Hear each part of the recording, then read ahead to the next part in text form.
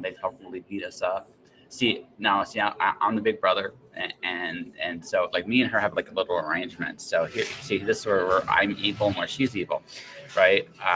Since we've been adults and we've gotten to know each other a lot more, so she'll bop me like every once in a while, like on the arm, right?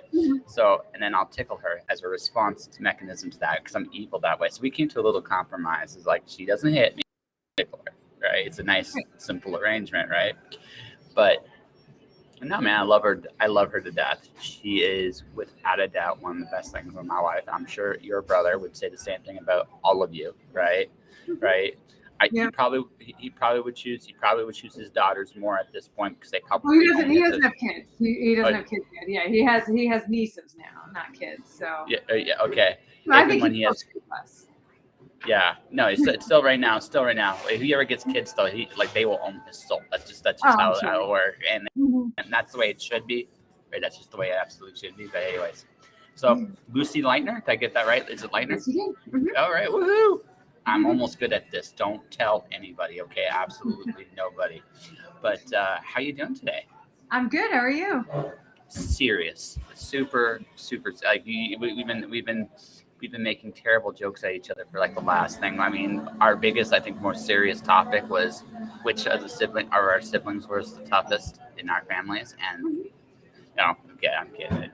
I somewhat jest, at least in me. But at the same time, it and pajama pants was the other like major talking point, right? So yeah, I thought that was actually more serious about my new charge to bring pajama pants as casual fashion back in the style. Yeah, well, like so here it varies. Like so I think people my age. I'm 40, by the way. It's still like the pajama pants is still the go-to, right? I think the younger / cooler / more in tune generation might not wear them as much, but then I could be wrong. For all I know, there's a giant pajama pants cult out there that I am not aware of, right? And they're wearing everything from like Punky Brewster, which is what I mentioned earlier, to Sesame Street, to everything else in between, right? Yeah, I'm 39, so about the same age. So, and what I remember is early 2000s college with the girls were still in pajama pants. I don't remember a lot of the guys wearing pajama pants to school, but I remember it was all around the campus. It was the girls. Well, I used to, once upon a time, I used to like wear like jogging pants as my go-to for like pajama pants. They weren't cool. They didn't have any like logos or anything like that. Now, if I had my druthers, it would probably Teenage Mutant Ninja Turtle stuff or Green Lantern stuff because I am that kind of nerd. But but my generation is probably Ninja Turtles or Power Rangers. Those are the two. Yeah. Those are the two. Yeah. Those would be the go-tos. So, and the generation after me would either be like late Disney afternoon. I don't know, maybe Samurai Jack. I think Samurai Jack or Avatar would be rocking pajama pants too, but I could be wrong. I can see that. Yeah, I can totally see that. So, but anyway, so it's nice to actually meet you. Yeah, I know. We've been talking about doing this for a while now. Yeah, and like I said, I don't know whatever you heard about me. It's probably true. I gotta warn you up front. It's probably true. She's like, yes, I know, and that's like I can see that there's stories there, but that's okay. But it's just like I figure I do this because it's always a great way to introduce people to the real world. Authors, I think, have amazing stories. A lot of them. I'm pretty sure you do too. Just looking at some of your books, it's like, you're carving quite a nice little niche for yourself. Oh, thank you. Yeah. I don't think a lot of people are writing about the same things that I am or doing it in the same way. Like I don't think a lot of people I don't think a lot of people share my sense of humor necessarily, who are writers. I think a lot of people share my sense of humor, but I don't think people are writing, Humor's hard. Like humor's super hard because it's so subjective. Mm-hmm. Like I'm occasionally funny sometimes. Sometimes when the stars align just right, I can do it. But when you hear my voice, it's one thing. When you write it down, does that dry wit fully carry onto the page? And sometimes you think you're funny, and really you're not. You're like, I always equate it to, I try to do is pass the Spider-Man test. And what I mean by that is, so I think Spider-Man is absolute best. is all about, he tells bad jokes as well as good jokes, right? He tells stuff that only makes him laugh, Yeah. right? And then he tells stuff that can make everybody laugh. Because I think there's a rhythm in humor, and like comedy, it's like a roller coaster. There's good joke, bad joke, good joke, badder joke, greater joke, and it's somewhere along the way it doesn't matter anymore, and you can tell good and bad jokes, and people will do it, right? I think now my controversial take on jokes though right now is I think puns are done to death. I think there's like a there's I think they're a cop out at this point Mm-hmm. because it's easy, right? It's like, hey, bad jokes are cool. It's like, no, they never were cool. I mean they had their but I think they had their moment in the sun. So now I'm like, are you really funny, or have you just looked up these memes for so long that some of that by osmosis just translates to you? And that's kind of how I look at bad jokes these days, right? Yeah. And I mean, it's funny too, just like, because my family, my dad does have certain jokes that he makes up, which Yep. would be by definition dad jokes. But the funny thing is that my little sister does it too, and Oh God. sometimes they're really awful. They don't Oh no. make any sense, which No. They. it becomes funny because some of these are so nonsensical and they take so much knowledge of generally really obscure things for the joke to work, that it becomes funny, not because of the joke, but it becomes funny just the whole situation, the text thread that my whole family's on, while we're getting, oh, that didn't work at all, bad reactions, thumbs down to my sister's joke. So what you're saying is that dad jokes inevitably break you. That's what happens. They just eventually just like there's a certain like level of them you just break, and it's just like, right? Some of them, yeah, they're like a Tommy Wiseau movie or something. That's what they become. They become so bad that they're hilarious. That they're hilarious. Okay, so they Mhm. break you eventually, like they break Yeah. us. So now every once in a while, I do find it there are good dad jokes. I shouldn't say they're all bad, but there's like that Well, grown. I mean, some of these, the ones that we're talking about, because they're not fully completed, they're jokes that my sister, she's like running material on me, and so they you're don't make much sense, and that's why they're so funny, and that's why they're almost like baffling. Like they're not bad jokes; they are not fully formed, nonsensical jokes. Sometimes she has some good ones, and then but the funniest ones, the ones that I remember, are the ones that don't make any sense. oh, so you were a guinea pig. No, yeah, That's yeah. oh yeah yeah. These are first iterations. I provide feedback. This actually happened the other night. He delivered me a joke over the phone.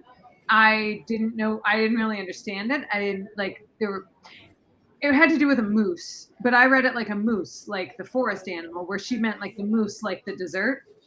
And so by the time that she ran the joke on the whole family, she had sent it in text instead of over the phone. So she spelled out moose, Mousse, and it still made no sense. And then the rest of the family was like, "Oh, you got to be kidding! That's the second iteration of the joke." It was It's worse. not. It's like, wait, this is not the rough draft. Oh God. No. No, Yep. I totally get that. No, it's fine. But to me, like for most people, like there's that natural inclination to be like, okay, I'll go there instead of actually trying to be funny, right? Mhm. And because I mean, humor's hard. Like humor is by its very nature a very hard thing. I think it's the second hardest thing to write, What do you think is right? the first hardest? Joy, because joy has such a fine line between genuine happiness and cheese. Yeah. So I right there right. Genuine happiness is such a hard thing to put on page, more than like a moment or two. Yeah. And Hallmark movies, Hmm. right? It just hit like now. Yeah. Some people love that cheese, and I'm saying, and I'm not here. I don't judge. Like some people like dad jokes. I don't hold that against people too much. But the thing is, right? Um, right. It's one of those situations where you you realize like this is not easy to do. Humor is subjective.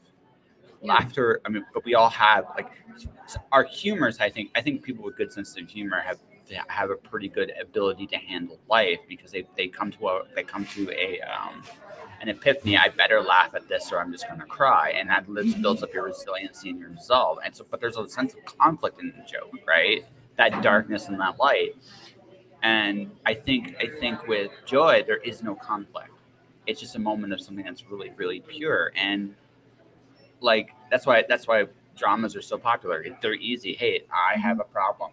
I need to fight this evil giant monster with this mystical orb of something or other, and I have to find this orb of something or other, and the obstacle in my way are goblins named George and Floyd. And you can make a very, very, like, just really quickly. I just made a very, very terrible story in like 10 seconds, but it's a story that people understand.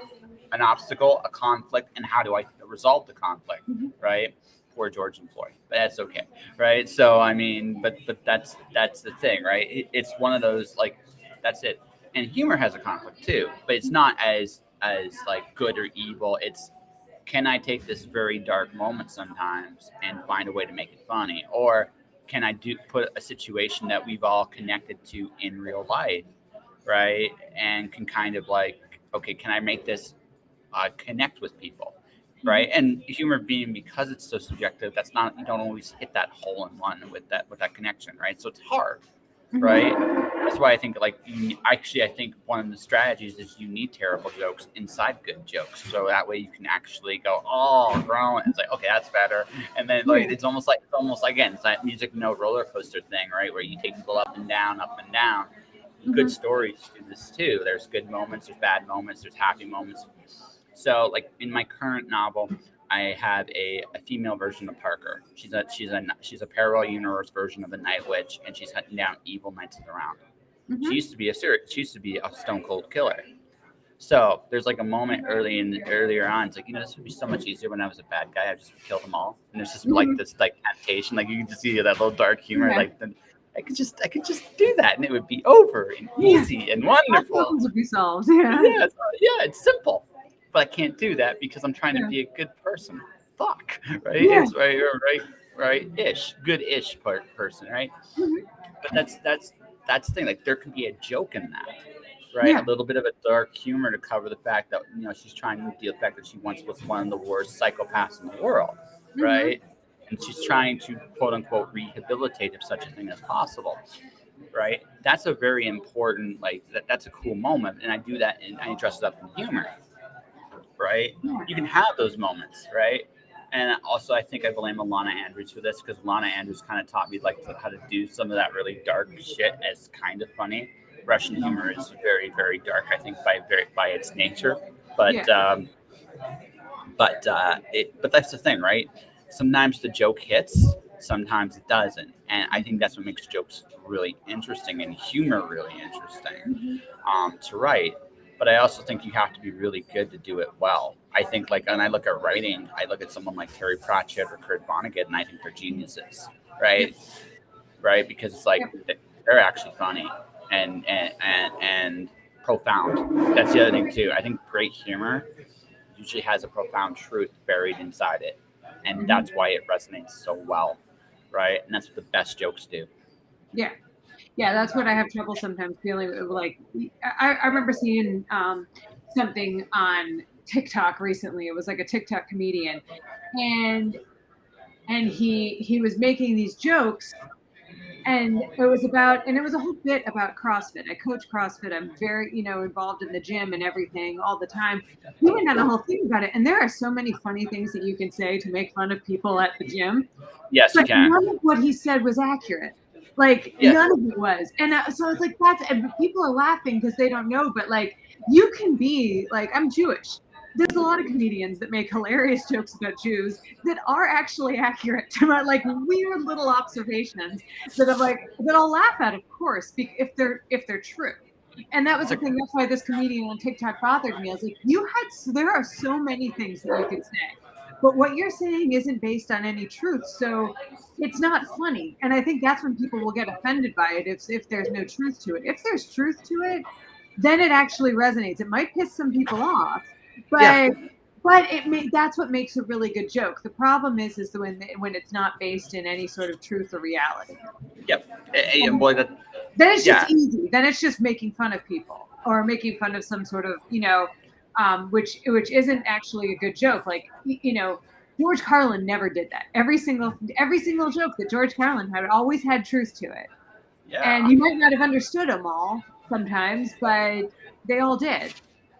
Well, I love that. One time you go in there, it's like, hey, my job is to make up as much stupid shit as possible and see what sticks. That right? That's something he actually said, and he did it. I mean, he was he is such an interesting comedian, right? So I speak this like as someone that believes in God. It's like some of the stuff he says, like even some of that stuff made me laugh. Some of it, right? Because there is definitely some truth to the absurdity sometimes, like of this life, right? And I think that's great. But where he was absolutely dead on, and and I think this is more true now than it even was in his time. Is there is no critical thought anymore. And when he points out that they want you just smart enough to run the machines, but dumb enough not to question, like that constant war of that. I kind of feel like we live in a world today where that's more true than it ever was. So, and there's just the thing is, I think people don't, and this is just my observation, is people don't look deeply in anything anymore. Like we have a lot of knowledge, a lot of general knowledge, but because we're, I think, bombarded with so much information these days, we have this tendency to kind of just shut down after a while and just go, I'll believe the story, I'll believe the meme, I'll believe whatever, and it's like, so, but one of the things I've learned in the last few years is the truth doesn't give a shit about any of that crap. It's just like this is the way it is if you want to look for it, and it's like, but I mean that was his genius. Like that was what makes him good. I think. So some of my favorite comedians today I like Dave Chappelle. I just love his way he tells it. Yeah, I love his storytelling. He has this really profound. He has this profound, like, he will make fun of anything. Like that's the thing about him, and he doesn't give a damn. And I think that's part of like his appeal to me. But the other part is every once in a while, he'll tell a story that's so profound, and it's like that is one of the most human things I've ever heard.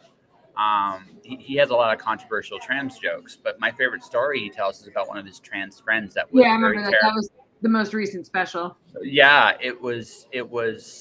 That was incredibly heartwarming, actually, for the most part of that story, and it's just like that's the and I think my favorite part was the joke that she told that was actually funny. That versus the jokes when she was on stage that weren't. It was bad. Like that was what made it so great too. Is that it was honest and unexpected about he's building this person up, and you think it's going to be these great jokes, and then it was a horrible bombing performance. Like the whole thing, it was brilliant because nothing about that story was what you were expecting, and that's the whole thing with the joke is that you can't expect the punchline. Like it always has to sneak up on you and be a surprise. So he almost structures the stories like it was like just waves of jokes, even though it's just within a story. Yeah, what's it like? He has this really good way of depicting people, and it really translates. Like also his impressions add like a nice little layer to it because you can picture these people he's talking about and just like okay, cool, and that's why I love his humor. Like I like his humor a lot. I am, my classic go to is although if you want to talk about guys that sometimes make nonsensical jokes that just seem to work. I look at a guy like Robin Williams. He'll just go off into these tangents, and then he just breaks you. Like he just hits you with so much stuff. There was a special that he did in like 2002 or something where he's the one where he's like sweating really horribly the whole time, and he goes through like 20 water bottles. That's like I didn't. Of a thing that I hadn't seen live, of a special I haven't seen live. I just remember watching that with my friends in college and just being like that being like the hardest I've ever laughed at something I didn't see in a live performance.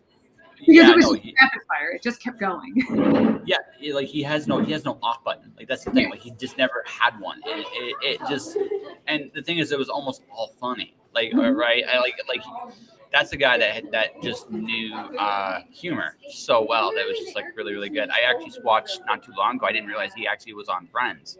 That whole scene with him and Billy Crystal is amazing. I never saw that. No, so it's a 2-minute scene, and they basically improv'd it on the spot. The Friends cast are there. The Friends cast just happened to be there. Like they completely took over for that 2 minutes. It was Robin Williams and Billy Crystal, right? And Billy was feeding off Billy just went with wherever Robin wanted to go. Yeah. Went wherever Robin wanted to go. It was hilarious, and to the point that the gal that plays Monica forgot her line at the end. But it was her answer. Her answer was so real. It was like, it's better than any line they could have come up with. It's like, what were you gonna say? And she actually paused. It's like, I have no idea. And it's like, that's perfect. It was a perfect end to that joke, because it was just like, because after watching Robin and Billy Crystal for 2 minutes, it was like, yeah, I whatever I was doing. Yeah, yours was boring. His was like, just, oh my god, right? So, but good, like you said, but good humor does that, right? It can put you in a great story, put you in a great mood, and it's like, and that's the magic of humor, you know. And I think it's a great practice. I think it's a good way to reach people as well, especially if you have something to say, because I think this has been kind of the problem with a lot of stuff, especially recently, is that a lot of things, if they have a message, they will hit you over the head with it, and becoming preachy. And if you want someone to just understand your point of view, or understand something, or just make a comment about something, I feel like humor is such a better way to reach people. Well, here's the other thing about humor. Most of the time it's fun. Here's the thing. If I was going to let's say I was going to try to sell you something, and you're like, and I can just hear it in your head, shit, right. That's the first reaction when I say sell something. But if I went to you instead and went, you want to play a game? And it's like, blank game. What kind of game? Like, you're not uninterested. You're like, okay, what are we gonna do, right? I learned my very first book signing. I learned the importance of fun, and I think that's what humor does incredibly well. I did everything wrong. Like, I was a complete flake, complete and utter ill prepared to deal with the signing. But on top of that, the store was in like this really hidden area. So like, how am I going to get people to see this store? So this is what I came up with. I actually they had back in the days with these big ass printers. So we printed these giant arrows and we taped them to the street, and we taped them all. People followed the arrows just to see where it went, because it was fun. It was a question, right? I asked a question that didn't have, and I've learned this, right? If you can make something fun, people will play. And it doesn't even matter if they agree with the end of the line or not. They just want to see where it goes, right? And it's such a natural thing. So when I do presentations and panels and stuff like that, even when I look at telling stories, so I have like 10 rules of success. The 10th rule is like, if in doubt, make it fun. And, right? Or have fun. If you don't know which way to go, pick the fruit that's the most fun. Or if in doubt, have fun. Because if you're by yourself trying to figure it out, you're going to at least have a good time. If you have a crowd you're trying to entertain, everybody's going to at least try to have a good time, right? Right? Because again, you're about having fun, and people, when they're having fun, will give you a bigger benefit of the doubt than if I were to go, well, this is the way it is, and if you do it with all the power, you will be blessed unto the heavens, and if you hate this, you will be condemned to the. Like, I remember those old preachers. Oh my God, it's like, but they got money. Like they had people terrified. I'm like that's scaring people. Yeah, and you kind of see that a lot. Like, and just I mean, most of my career I work in marketing and advertising, so you see that a lot with just the different kinds of ads. Like, half of them are trying to scare you. They're trying to scare you into losing something. That's like a huge motivator for people, is fear of losing something, and just maximizing and capitalizing on fears in general. That's one. But you see another one, which is humor. And you see it in totally humorless products like insurance. Like, some of the funniest ads on TV are all for insurance companies. Because this is something I realized, and because I've been dabbling with advertising. Like, I'm probably going to take a snippet of this conversation. I think the pajama pants cult thing is my leading candidate for it, but I don't know yet, right? But we'll see how this conversation goes. We still got a little bit of ways to go. Maybe something funnier or better will come along, or something profound. I don't know. Like I said, I'm just making, as you can tell, I'm making shit up as I go. Like, that's just generally how this works. But it's one of those things where I when you look at humor or marketing, you're not selling a product, you're selling an experience. My favorite commercial of all time is a guy. I still remember this as a kid. He's going out, like he's bungee jumping. He gets to the bottom. There's underwear waiting for him. Like, oh, thanks. Like, goes right back up. Right. Yeah. It's silly ass shit, but it's something that you like that kind of makes sense too. It's like, maybe if I was tied to a giant ass rubber band, I too would need underwear when I got to the very bottom of the ride. I might need it. And and I'm not ashamed to admit this. I might need a new clean pair of pants when I get back up to the top. Or like, yeah, I need to go. I probably, if I asked the guys that did that still for a living and with customers that says how much new underwear is given out per hour, there might even be like a quota they go for. I wouldn't shock me. But the point is, right? Humor is such a great tool to communicate. You say, and also it does the one thing that fear doesn't, and that's it shows. It doesn't tell you, it shows you. Yep. Right, and that's what makes it so powerful when it's good. Now, when it's terrible, like your sister's terrible first joke, that becomes it's still a terrible second joke. Then it's like, well, I didn't really get your message, but I think it's hysterical that you tried this. I mean, hey, yeah. So, but like I said, life's full. So I guess I should ask this: when, like, for me, I think humor became a big part of my life after I going through some of the most embarrassing ass moments when I was in public school, and in public school, and also even prior to that. There was this one a park I went to the first time I learned to drive a go-kart. I almost killed the go-kart operator after it was over, so I had to learn how to kind of deal with humor, right? Because I did some incredibly stupid shit when I was younger, right? So, how about you? Like, when was that moment when you were able to laugh at yourself? I mean, I grew up around. I mean, if you can tell, my sister trying out jokes on the whole family. I grew up around just an all around hilarious family. Like, it was just everyone was always telling jokes. My parents are both funny. My mom makes up her own words, which are hilarious. My dad tells dad jokes. He assumes when I was a kid in particular, like when he would read to the four of us at night. My dad's from Brooklyn, and he'd read us Dr. Seuss books. But after he read us the Lorax like 20 times, he decided to read the Lorax in a really thick Brooklyn accent and change the whole thing to becoming like Brooklyn stereotypes. And it's a Dr. Seuss books. He did it with all of them. He had all these different characters and he would change them to so like that's what I was raised with. Like my family's hilarious. So we just always had fun. Do you want to hear one of my actual panels since you brought up Dr. Seuss like this? So what I do is I get a bunch of authors in the room. I call it Dr. Seuss off. So you just read Dr. Seuss in any way, shape, or form you want. I have heard Fox and Socks in a Russian accent, a Valley Girl voice. I've heard operatic Cat in the Hats. Right? Oh my God! No, you get like he should enter. No, he totally no, Brooke. Listen, man. When I go back to the cons, I'm going to be doing Dr. Seuss. People are going to be like, "What the fuck is a Dr. Seuss?" First, I'll have like 12 very curious people, and they're going to be coming out. This was the most fun I've had the entire freaking convention. And then the next year, I'll have like a packed house. I'll be like, so like that's what happened with me up here in Calgary. The first year, I had like 12 people. And then the second year was like, oh shit. I don't have enough Dr. Seuss books for this. Yeah. Right. Oh no, we packed the house. Popular. Yeah.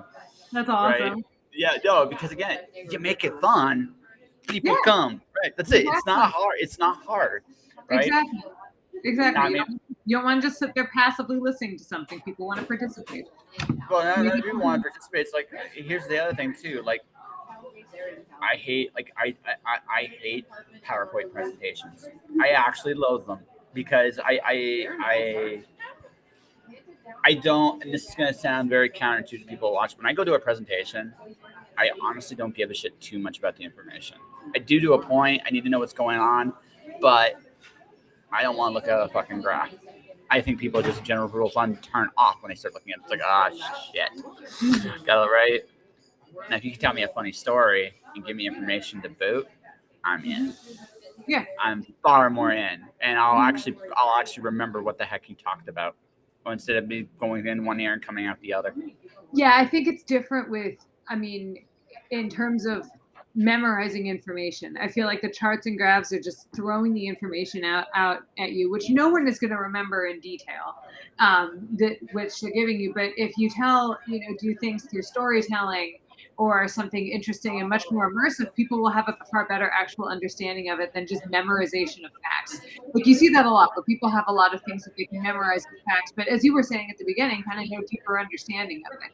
And a Yeah. lot of it, I think, is the way that the information is conveyed. It's conveyed with, like an emphasis on remembering these facts and these statistics and all that. But meanwhile, if you let's talk about like history or anything about like stats about the Civil War or anything from when I was growing up and from high school history class. It was boring. They didn't, but I remember I absorb so much information if I read some book by like the author Eric Larson or something who does really, really good, like almost literary nonfiction and historical stuff. I'll learn a ton because he puts it in the frame that I learn better with, which is characters and telling it telling stories almost with the ups and downs of like a novel. It's a format that Oh yeah. it's more conducive to me learning and retaining information than just memorizing stats. Like my brain doesn't work that way. No, most people's brains don't work that way. We remember feelings. We remember what things make us feel. We don't necessarily remember the facts.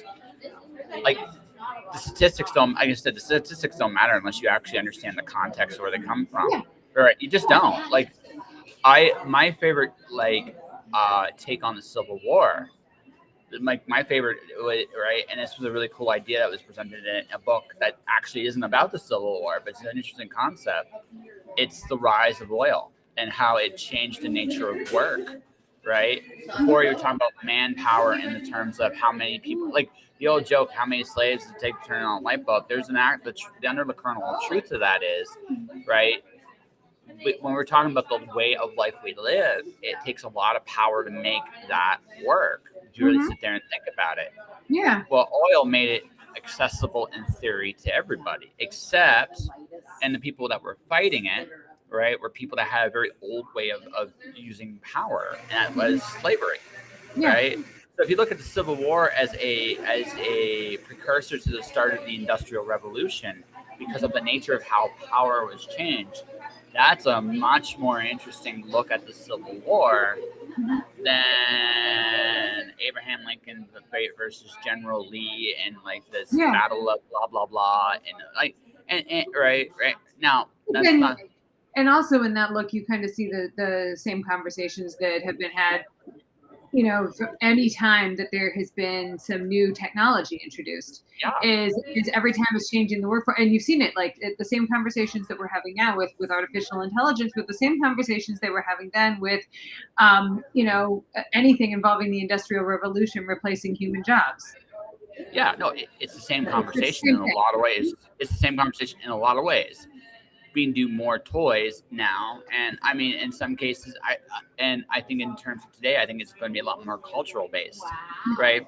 Because, I mean, like I've seen artificial intelligence be the lawyer in court.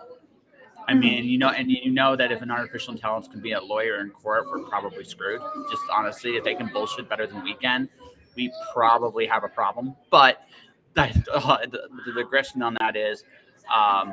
The digression on that though it gives away the fact that we're talking about the same things, like how is wealth created, how are people going to function going forward, and it's still a unknown frontier, which is why these conversations and these old fears recycle all over again, right? Yeah, still it's the fear of the unknown over and over again. It boils down to that.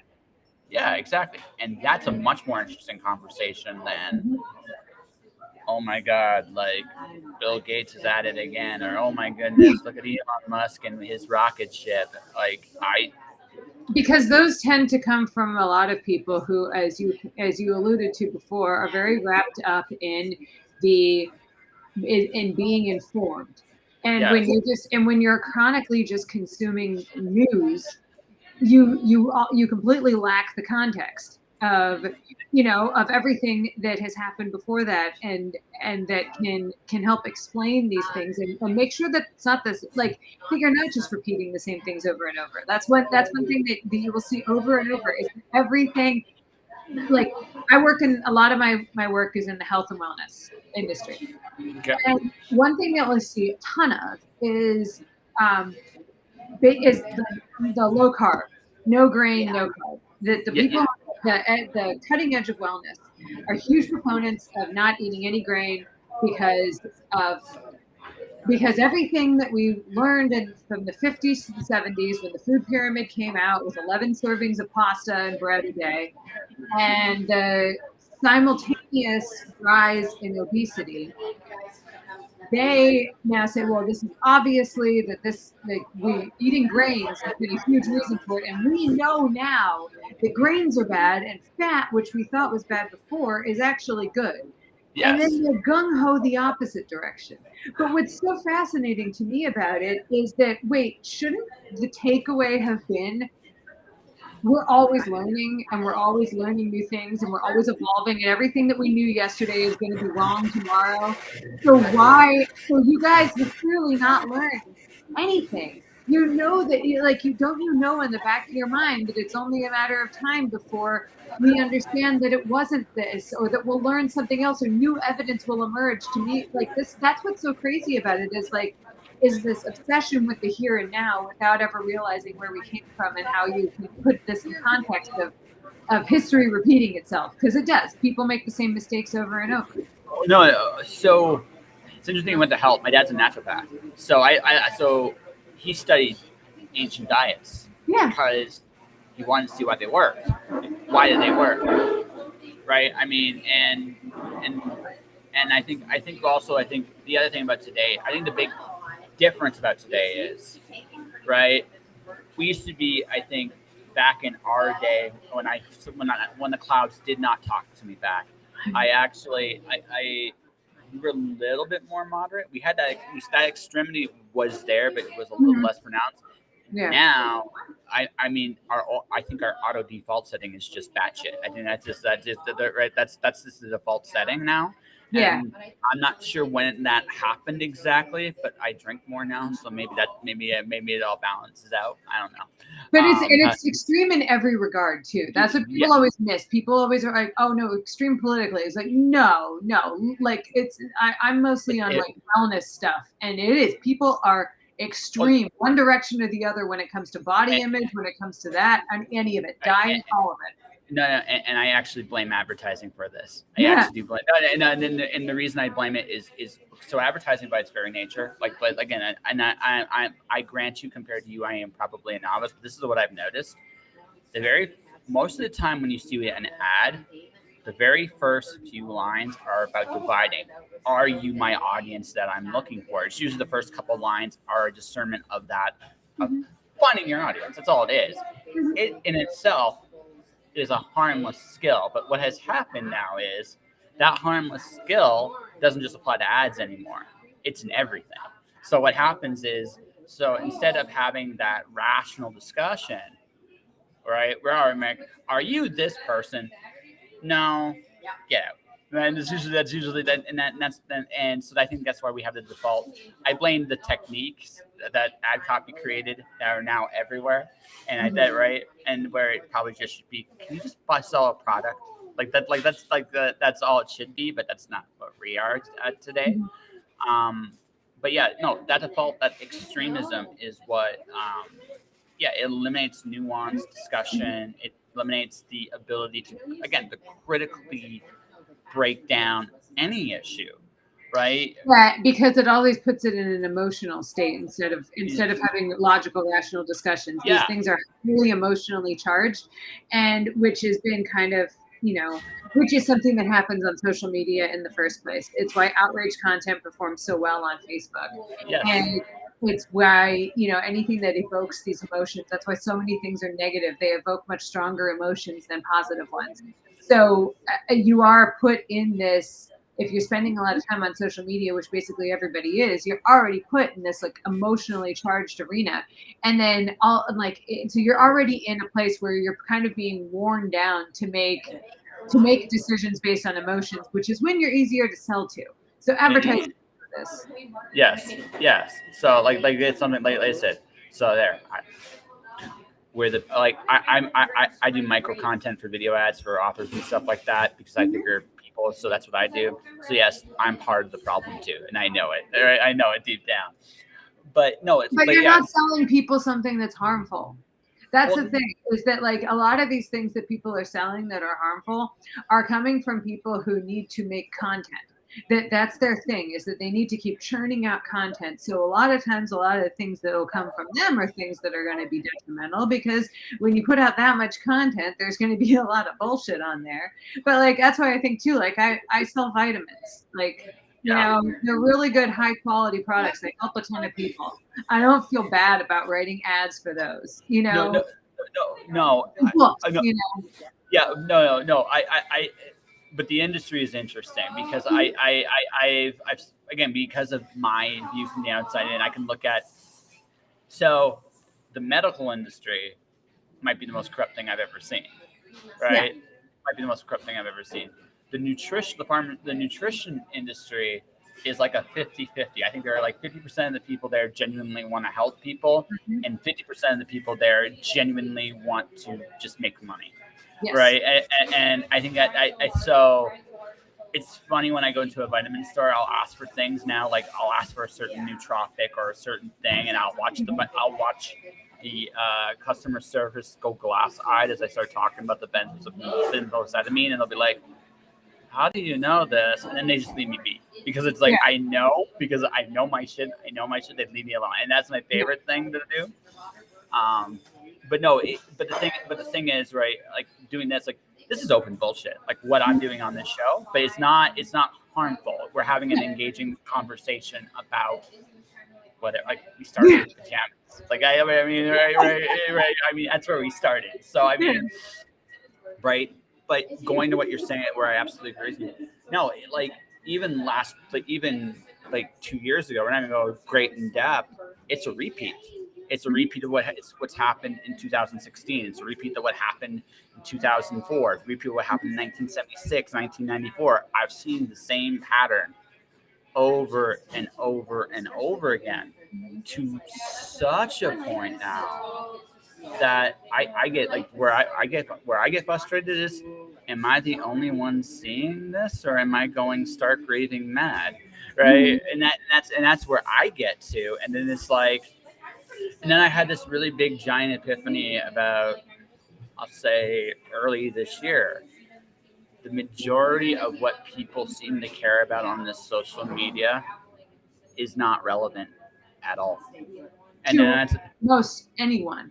Yeah, to anyone, exactly. Like I give a shit, and I realize like what I really give a shit about, honestly, is this. I get to meet someone like you who does incredibly cool things, and like we've talked about really cool things, and you have an amazing little story, right? And that is way more interesting to me than where you stand politically, right? It's way more interesting to me than, I mean, I don't above talking politics. I'm not above talking about these things, but I don't care unless you care. I don't care either, because I think for the vast majority of people, all they care about is being able to make a good living and be healthy, and the people that are around them. Yeah, Like the people that they care about. That's it. And so people think that everything is just about different ways of accomplishing that. There are some people who don't care about that, and those are the people that you have to watch out for. But the vast majority of people, who they vote for and their stance on a certain thing doesn't matter, because all they think is that that person is going to make things better for their family. And that's all they want. They just care about the people that they care about and making things better for them. So I think it's very strange. These things that people fight about, which are the things that are never going to affect their lives. I don't see heated things about healthcare, like like the things about jobs. These are the things that really affect people. Like that's not what people are screaming at each other about on social media. And that's the other thing too. Like what I've noticed is also they're the same talking points when I was a kid, Mhm. and like the exact same talking points from when I was a kid, and it's such. So then Then I you're like, had this have like we accomplished nothing in 40 years? that's it. Like there's that thought, and then again it goes on. Then you go one step farther. It doesn't matter. Yeah, it Like doesn't. it doesn't. Like I like you said.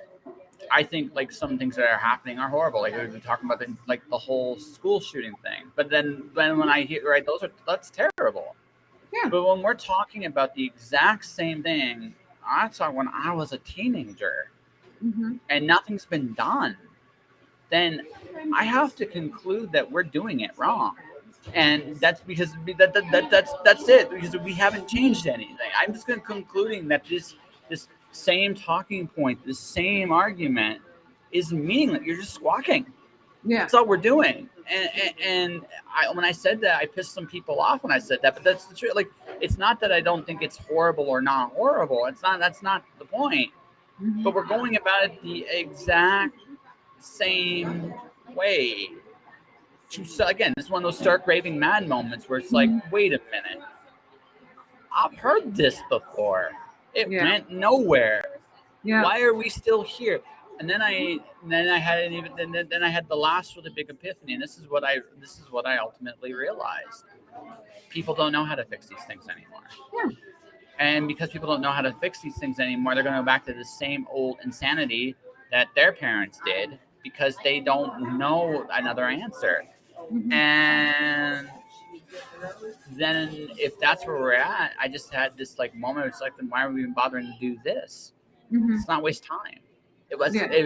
Let's try something new, or let's not deal with it the same way I've already heard ad nauseum for 40 years. Yeah. It doesn't work. You know, maybe I'm crazy, but that's kind of like I've hit that point in my life. It's like, oh, fuck, again? Right? That's it, right? And you know what does absolutely nothing and has never done anything is yelled at people that you know, acquaintances about it. Because that's the thing too. If like, sure, in movies, the answer to the end of the world always comes from the person, some rogue scientist that is the least person that you expect, who's not involved in any official capacity. But in real life, the answer to these things is generally not found with someone behind an avatar on social media. That's what kind of drives me crazy is when things happen and there's these conversations that the people yelling about it really don't know what they're talking about.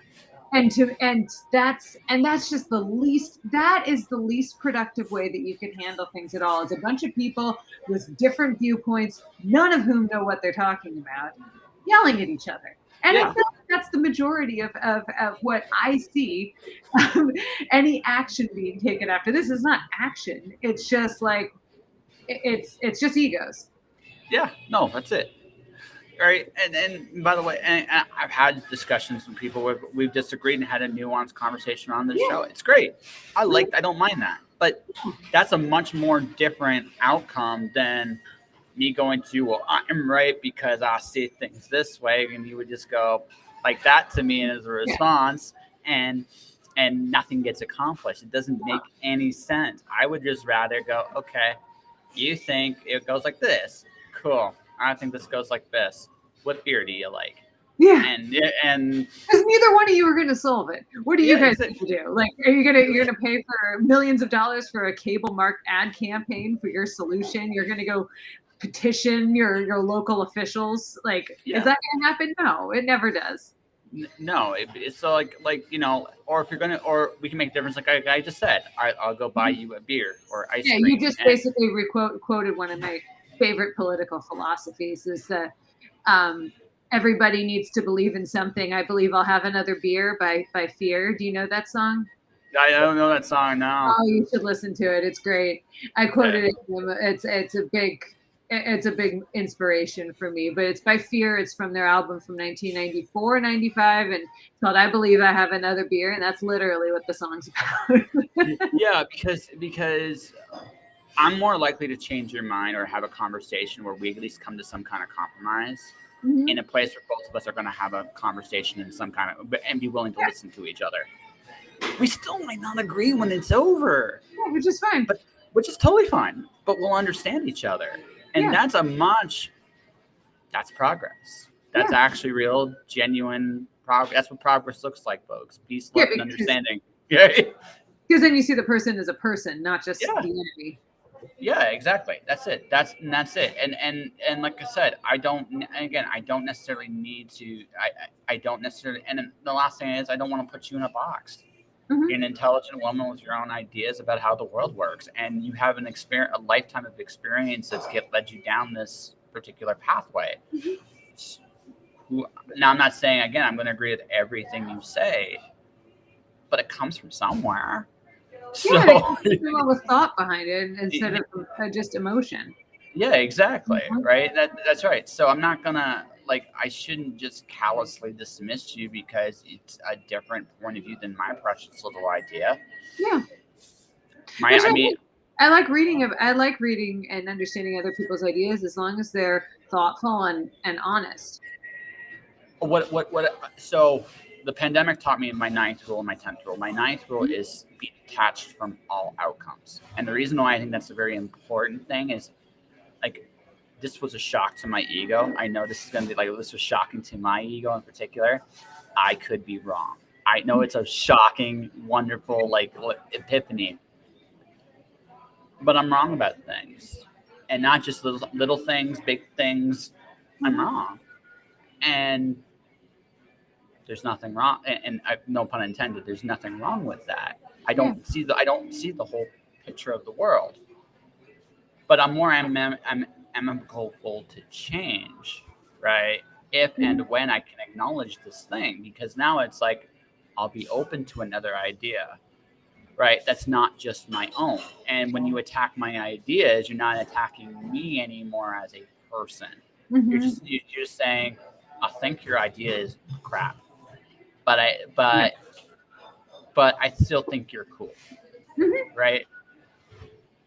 Right. And I just realized and that's the thing, my ideas aren't like these precious gold things that are so integral component of my personality. Now, I'm sure there are a few. I'm sure the ego is not going to let me let go with absolutely everything, but Mhm. I'm not. But I can acknowledge at least that I have a problem, and I can at least work on trying to be a better person that way, if that makes sense. Yeah, not Yeah. just understanding not all of your ideas are going to be good. Like, Yeah. Exactly. you know, you'll be Exactly. wrong. Yes, and that's it, and that's everybody. And if you Mhm. can have that, actually, you'll never, you'll never, you'll never put people in a box. I Mhm. think that's actually the best way to be. And again, the pandemic taught me that because in 10 years or 20 years, when they come up with something new and wonderful, that's a very similar solution to what happened 2 years ago or last year, I'll be like, oh no, and I won't fall for it. I'll be fishing, right? Like Yeah. that's it. I'll be fishing at that point. My plan by the time the next stupid thing like that happens, and folks, that might sound very cynical, but again, I'm looking at the pattern, and I've seen this pattern over and over again. It's going to happen again. Maybe not the crazy lockdown thing, but maybe something else. Who the fuck knows? Yeah. Right. Right. Who the fuck knows? Right. I know, really. Right, but I'm just gonna be like, I've seen this game before, and this is what I'm gonna do. I'm gonna go fishing, and if you Yep. don't like it, fuck you. I'm gonna also be drinking too. I'll be Mhm. drinking and fishing and drinking, and if anyone's cute there, I might hit on them too, and that will be all I care about at that moment in time. Yep. Because what you're doing is full of crap and it's not going to work, and I already know this, so I'm just going to skip ahead to the ending, and you'll all Yep. join me. Right? There's this one. Exactly. There's this one. I remember this one comic when I was reading as a kid. Or not as a kid. I was in Arizona at the time, and it was about. So there's one kid. He's flying in this maple leaf yellow plane, and this Mhm. other kid was trying to be a serious adult. Well, you got to think about all this other stuff like your 401k and your insurance and and the kid hit the kid. It hit the kid about laughter, but he went through a paragraph of this stuff. It's like, what the fuck am I doing? So he joins the other guy. I'm just gonna like screw all this, right? Yeah. I'm just gonna be that imaginary. He has the right idea. Yeah. Just trying to be serious. Like I don't know about you, but like I kind of came to the conclusion that by and large, what this idea that we were advertised to of what an adult is, I think it's mostly bullshit. Yeah. Yeah, and I think I think probably every single generation has realized that too, but they just didn't broadcast it as much as ours did and make up their own word for it. But Well, I think well here's what's happened. We have more information. This is the one big change about today. We have more information. This is the thing. So you and I are from the same generation, so we still have the same relatively the same critical thinking skills. You might be smarter, I might whatever, right? But generally, we're probably on that same like level. So we've seen our fair share of deception and bullshit that for whatever reason our parents and their parents fell for. We just caught it sooner, I think, than they did, and now we're like, no, no. Like that's the other thing. I hit a certain age. I'm just like, I don't have to cooperate with anybody. Oh my gosh, I think I'm going to be like the most terrifying monster in like 10 years. I barely give a crap now. I can only just imagine myself in 10 years. Like I have no I have a healthy respect of things, but I'm not really afraid of anything anymore. And I'm not talking like the big stuff. I'm talking like the world stuff. And I'm like, oh, am I going to become a supervillain by the time I'm like 50? I wear like a Doctor Doom mask and talk to myself in the third person, right? Maybe I'll sound like Dwayne the Rock Johnson in his WWE days more than Doctor Doom does. But even so, right? yeah. Right. I realize like I think our generation is going by the time we get to 50, we're all going to be in that fishing boat going, you know what? You can I have just don't care anymore. yeah, no, we've hit that point, right? And I think yeah, maybe I could be wrong. I could be, but I don't think so. Yeah. I hope so. I think it would really help a lot of people. I think honestly, I think we are about 10 years away from decentralization. Like that's my honest opinion. I'm not sure how we get there entirely. If it's going to be like a smooth sailing or a bumpy road, it's going to be. I'm not entirely sure up from down on that, but I think this is what's going to happen. I'm going to be like, you're going to have your whatever region you're in, right? If you don't mind my asking, where you don't have to give me the exact location, but whereabouts are you? I'm in Pittsburgh. You're in Pittsburgh, so I'm in Calgary. So I'll be like the continental divide of Calgary will have its own little centralized way of doing things, and the country will have its own centralized way of doing things. And Pittsburgh will have its own way, and Philadelphia will have its own way, because we don't need these big giant systems anymore. Like we still need some infrastructure that's nationwide, but by and large, the technology is there. I think for most of us, like you're working from home, and pajamas optional or pants optional is is totally your thing at this point. You can do that, and a lot of us are at that point. So it's come to that moment. It's like, well, I only really have to engage with people I want to engage with. Which, by the way, thank you very much. And so. And I think what's going to happen is we're going to eventually, I think, develop these small little communities of people that we work with, and the rest will just be the rest. And if we're smart, it'll be very live and let live. If we're not so smart, we'll see, right? But I mean that's where I kind of think we're going, and I think our generation is going to be the ones where we'll be like, we're the ones that openly don't give a shit. The generations younger than us are going to probably get there faster. And it's like I think I'm at that point where it's like when I look at an authority figure telling me that the sky is blue, I look up, even if the sky is blue, and I worry if I see the same thing they do. Now I've hit that moment, and I think the younger generations are going to hit there, I think, sooner, and they're going to do the same thing. Where it's like, why are we doing it like everybody else has done it? Like I one of my favorite quotes from Nietzsche was, just because it's always been this way doesn't mean it always has to be this way. And I think we have come to that magical point where it's like, it doesn't have to be this way anymore. And the sooner I think all of us realize that, I think the sooner we go, and it's like, okay, what kind of world do we want to live in? And does it have ice cream in it? That's the important part. Yes. It's the little things that matter. It's not the big things, right? Yeah. So what kind of so what's your favorite kind of flavor of ice cream? Because you tell me you don't like ice cream, I'm going to call you a liar. So there's this place that's like pretty close to me, a couple miles away, short drive, that makes this.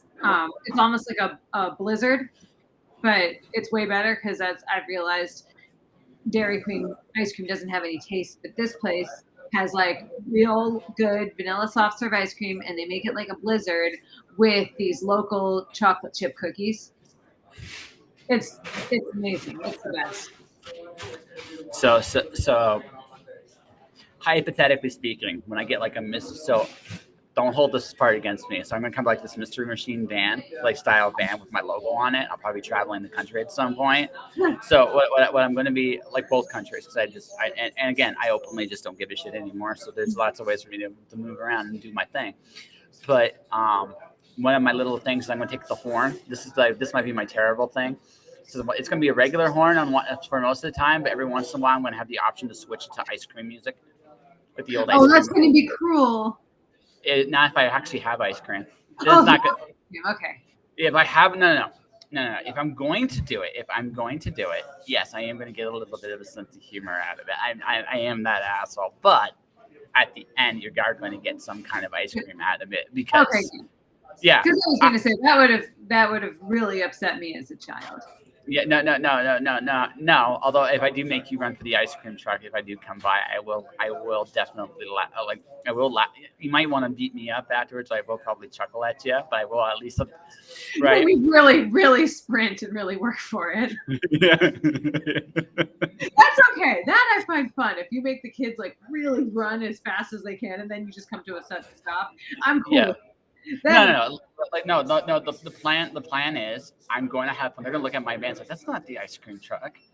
But I'm actually going to have real ice cream, even if it's versus maybe something as silly as an ice cream sandwich or something like that. Maybe just that at first, but yeah, the more elaborate, it just seems like it's one of those elaborate pranks that I looked at, and I interviewed JD Estrada, and he's like, that sounds cruel. Like same thing, it sounds cruel. It's like, well, if I actually have ice cream at the end, it's not cruel. Yeah. Right. It's not as, or I shouldn't say that. It's not as cruel. This is moderately disappointing if they were going to something like, I don't know, like the strawberry shortcakes or the Choco Taco, which I know about that, but you know. Yeah. No, it's okay. I I have figured out how to bribe you if I ever meet you in person now. So that's important. That's an important life skill I have. It's like, how do I make friends and influence people? Ice cream is the way to. Ice cream works. Yeah, because because again, I even know lactose intolerant people that will actually devour ice cream. They don't it may not. They might pay for it. Yeah, exactly. They don't care. Yeah. Right. So it's like milk. It's like, nah, can't make me do it. But ice cream's like, wait, what? Totally worth it. Yeah. Yeah. It's like, yeah, I don't care. I'm just gonna do it. So, it's like, I'll order oat milk everywhere else, but. Yeah, no, but ice cream. That's okay. That's worth it. Yeah, no, it's like it's just like, but it's like, why did you do that? Just like, because it's freaking ice cream. It's cream. Yeah, I don't blame them. Yeah, exactly. So that's the important thing, right? So yeah, but no, but that's just like I'm at that point. I'm still at that point in my life where I'm just ready to do as many crazy things as I can because life is a wonderfully short and magical thing, and.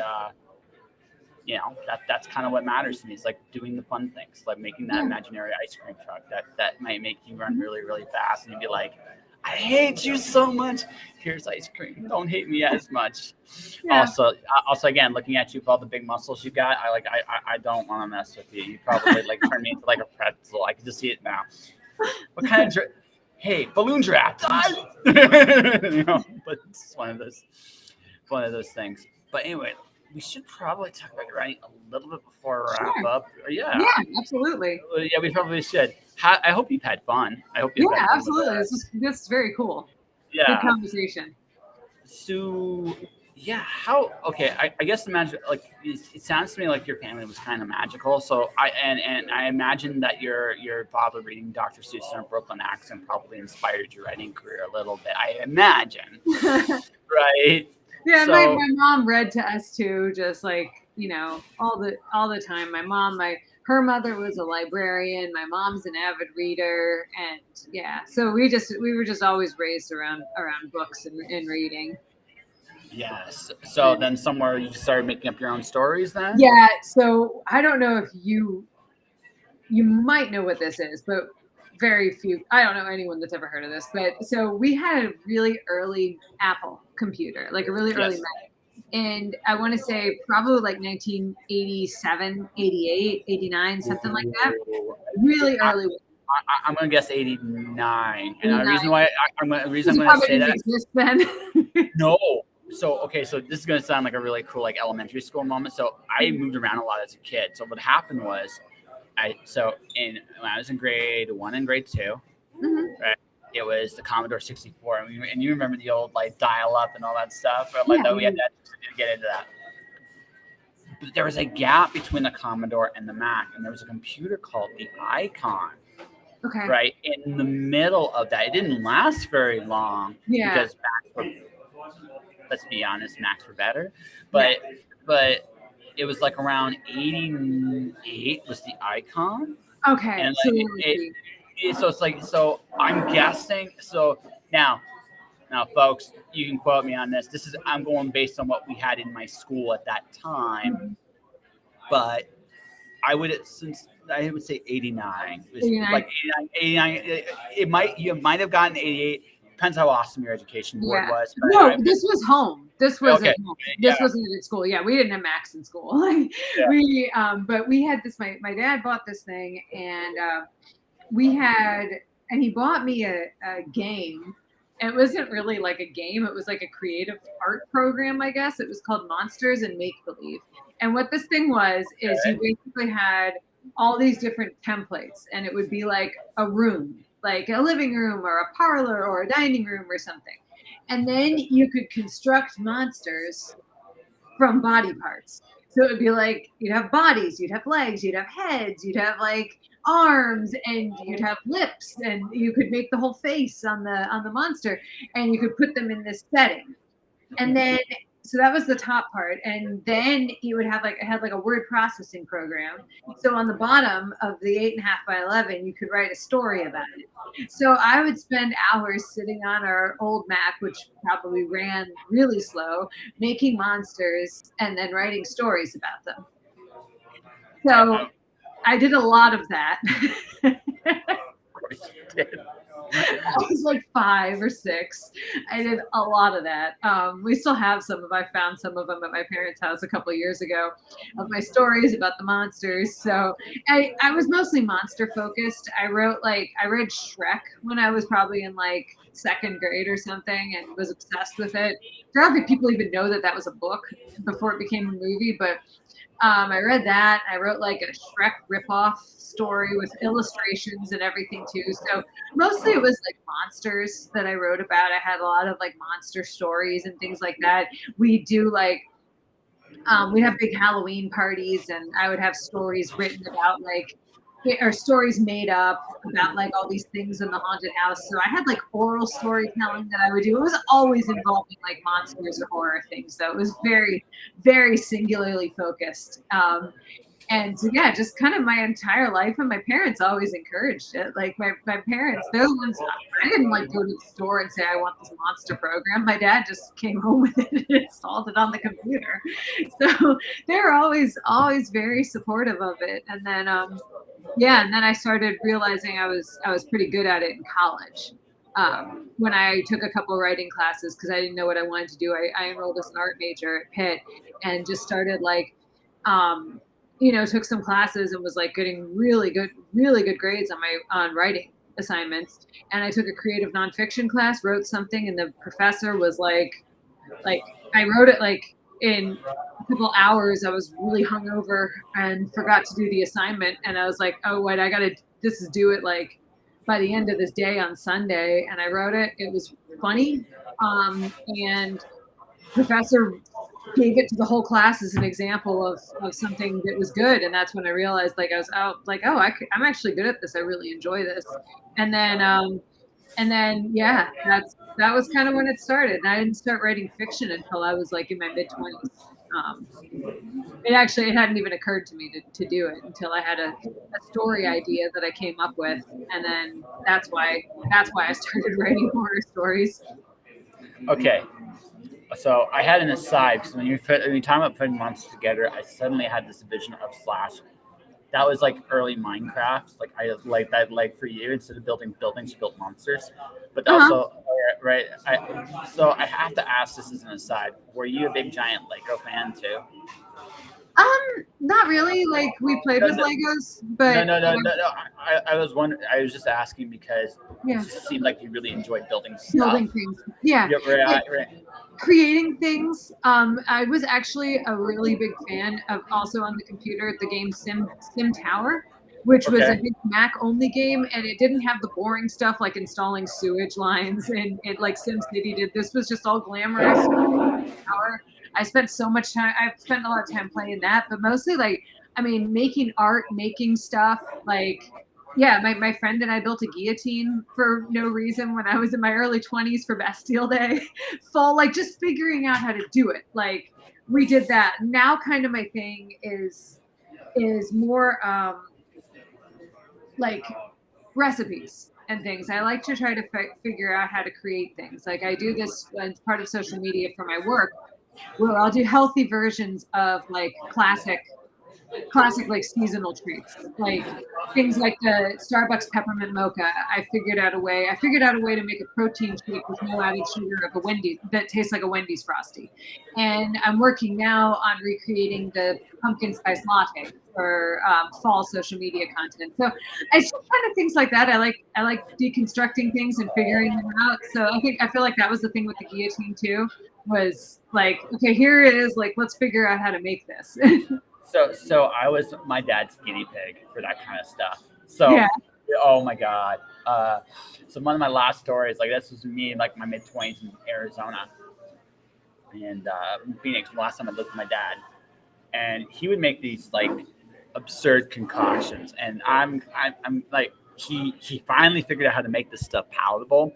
Yeah. But I'm telling you, man, for like that first 20 years, it'd be like, Josh, try this. And I'm like, oh my god. Were these like health things? Oh no! Anything you can like if you went to my dad's like really early like nutrition stuff on like making your own iodine, making your own how to extend carrot juice. Oh no, totally. Oh no, my dad was and is a genius when it comes to that stuff. Yeah. But it's one of those situations like heck, he's got making your own copper chloride. I don't know if you know what copper can do to your immune system, right? But he's figured out ways of doing it cheap. Wow. That just works amazing. I have actually a friend of mine actually used his copper chloride recipe when I was in Canmore. I have a ton of copper now, so I'm never going to get sick. I mean, this is going to be wonderful. Yeah. Right? But let me tell you something. I came with like, whew, right? Some of the things I had. So one of the last things I remember, and this is when he's trying to figure out the palatability, like cracking that. Yeah. Because as you know, palatability is not the easiest thing to crack, right? Sometimes there are epic stinkers. I can only imagine what your peppermint mochas would have been like when they weren't quite right. Yeah. They're probably really strong. I can only imagine some of the things you did there. Yeah, bitter. Yeah, right. Also, yeah. So basically, you were wide eyes, like this is terrible. This tastes terrible, and I can't sleep now. Damn it. But he had this one where he goes, "Hey Josh, it was a immune thing, right? It had like a lot of herbal stuff and it was a spicy kind of thing for help with your lungs." He goes, "Try it. Don't worry. It's got apples in it." There was no apple. There was no apple taste to it. I was like, "Where's the apples?" He actually nearly did a spit take because he tasted it too. He was just like, "There's nothing No. there." Not right. So he tries it again. And so now it didn't work out so well the second one. So now when I hear it has apples in it, I just don't believe him anymore. I just don't. Right. And I get why you're doing it, because again, you can make some incredibly nutritiously powerful things that are super healthy for you. Popcorn. You can actually make a whole meal out of popcorn if you spice it right. Right. If you spice it right, you can actually turn that into a full meal. But you have to be willing to go and actually do that work. This is one of those things we were talking about earlier, doing your research and trying. You have to do your research and you have to try shit. And sometimes, like I said, the peppermint mocha thing, I can just imagine some of the things you tried there, right? And just like, yeah. It's why your hair's curly, right? So I mean, that's, right? Yeah, lots of experiments. That's why I'm thinking like, okay, I gotta for October, I've got to start making pumpkin spice lattes like this week. Yeah, and so if I see you on social media and your hair is like spiked up in a different way, I'll be like, so what'd you try? And it's like, right, but. So I know exactly what you're doing, and it's actually really good. One of the biggest lies about nutrition is that nutrition has to taste. No, it doesn't. It can taste really good, and it's when you figure it out, it can be very simple actually. But the journey to that can be a lot of it's a lot of trial and error. But I hope that on a small little personal aside, right? I hope you got if I do ever meet you in person, definitely want to steal some of those recipes. Definitely. Oh yeah. Yeah. Absolutely. Definitely. Yeah. I've been working on them a lot. They've been I drink them all the time. Like after the gym, I've been making that the Wendy's Frosty protein shake like at least once a week. I had it yesterday. So the other thing, I have also been I've been experimenting with just different variations of seeing if I can make the perfect fizzy drink. So for me, it's citric acid, baking soda, and water we put together. Now, the thing is, when you do that, it completes a cool little chemical reaction. It tastes like almost like a citrus pop is what it actually tastes like, right? That's cool. But yeah, it's really. So here's the trick. It's a stomach cleaner. You drink it when you see the reaction starts. You get the maximum absorption in that moment. That's the secret. Now, too much citrus, like your mouth goes like, right? Too little citrus, and and the chemical reaction doesn't it doesn't work.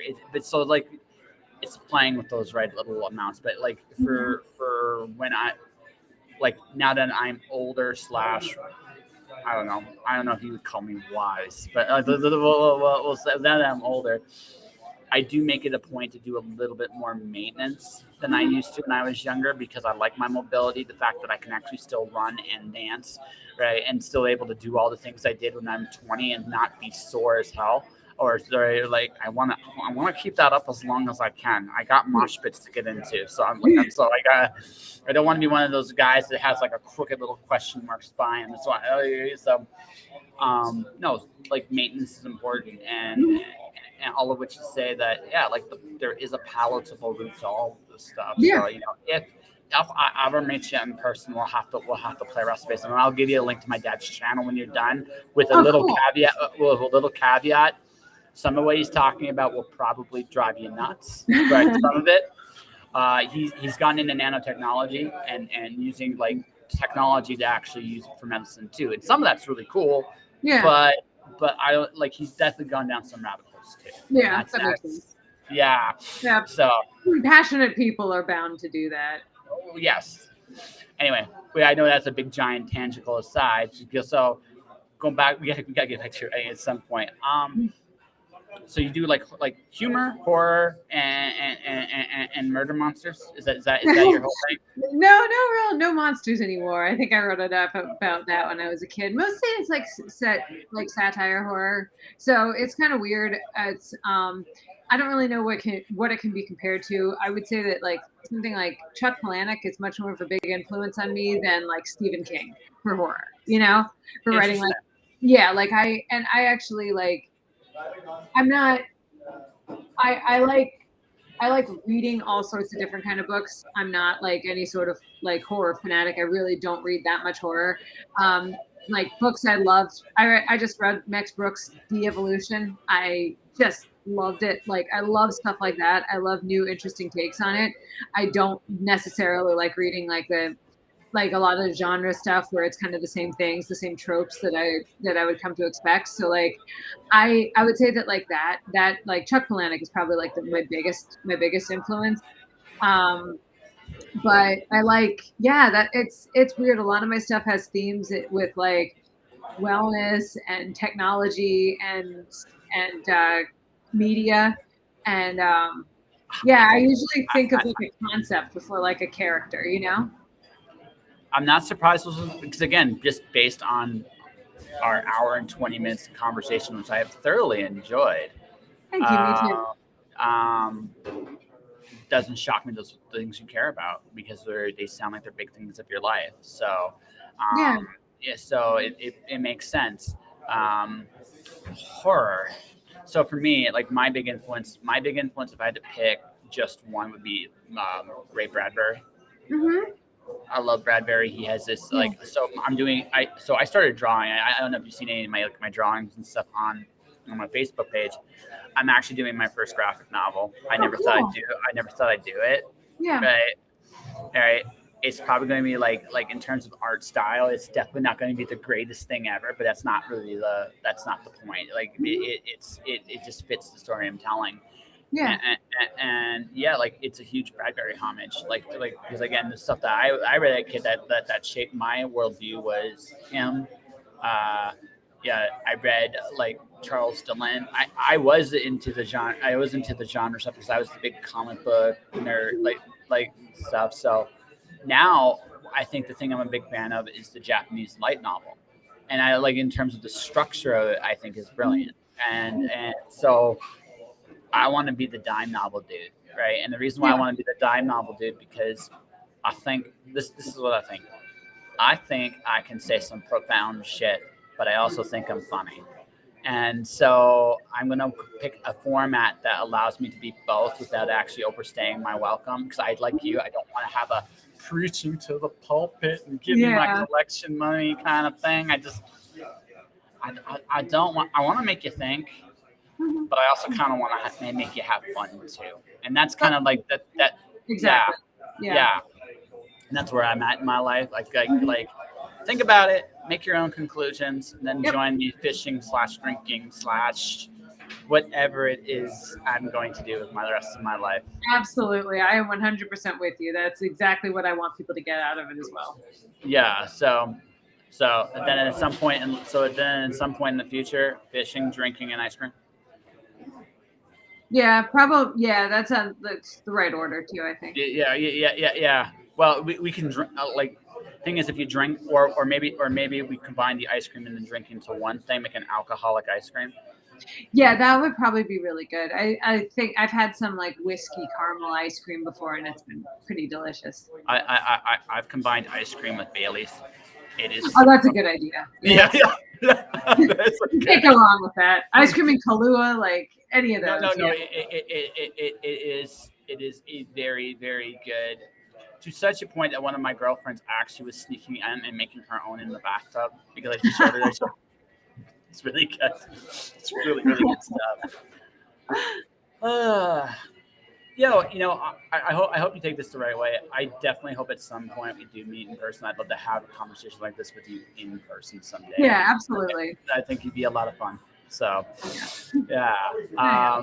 That all said, um, what's come out recently by you? Well, last thing that was out was I had a story published in the Bloodbound Charity Anthology.